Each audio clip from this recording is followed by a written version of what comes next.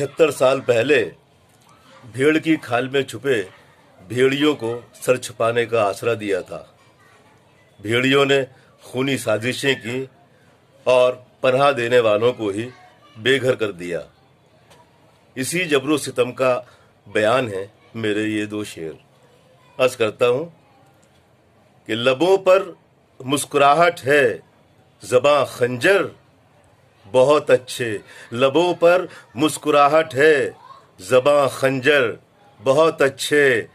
और निकल आई म्याऊं थैले से बाहर बहुत अच्छे।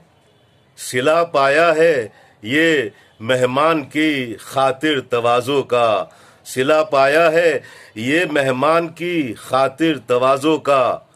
अरब खेमे से बाहर ऊँट है अंदर बहुत अच्छे।